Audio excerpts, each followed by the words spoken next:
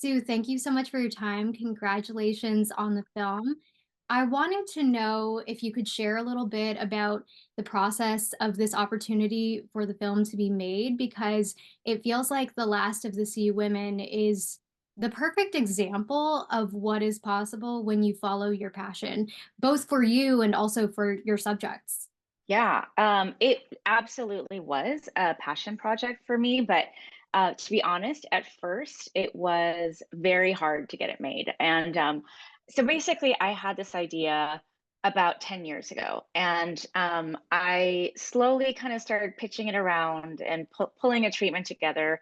I had been a fan of the Haenyeo since I was a child, so it was really easy for me to kind of shape a very specific point of view of how I wanted to honor them and memorialize them while we still had them because, they're a community on the verge of extinction. So I probably pulled a pretty complete package together maybe about 2019, early 2020.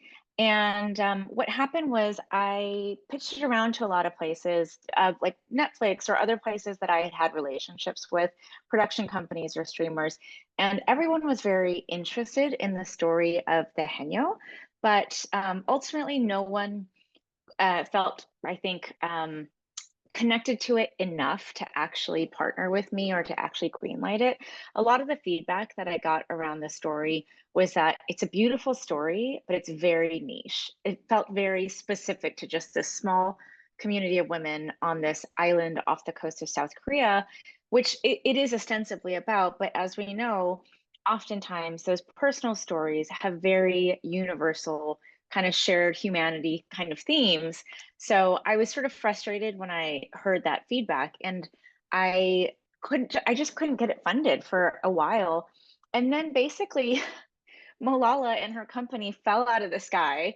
I got an email out of nowhere from Extracurricular Productions, which is her production company, and from a woman named Erika Kennair, who had seen a previous film I had made called The Speed Cubers and really liked it. So she wanted to know if there was a story that I was dying to tell. And of course, I'm like, oh, Malala, humanitarian for girls and women's rights. And then this story about this matriarchal, incredible community of women in South Korea, it just felt like a perfect pairing. So I would say the journey to this film getting made, it really looked dire for a while until basically Malala came out of nowhere and was like an angel of light and goodness and opened doors as soon as we partnered with her. So that's really how it came to be.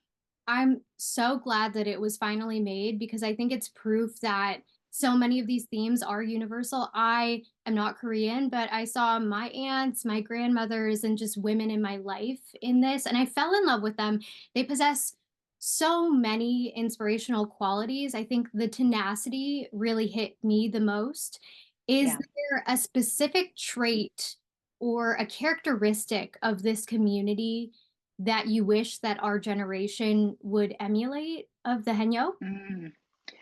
I mean, there's so many beautiful sort of individualistic characteristics that I saw in the individual Henyos.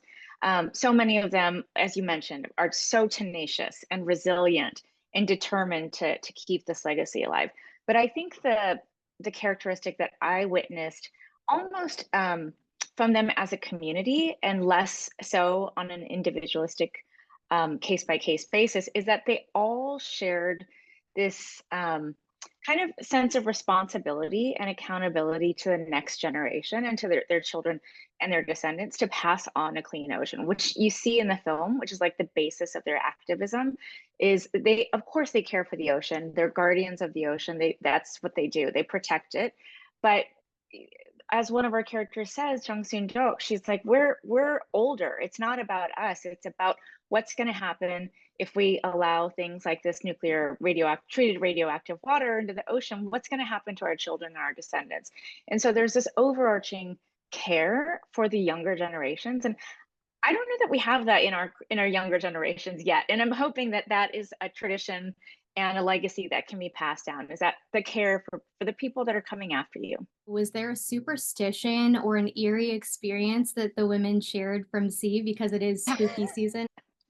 There is nothing necessarily specific, but there's all these little instances of superstition. I think they're just in general superstitious.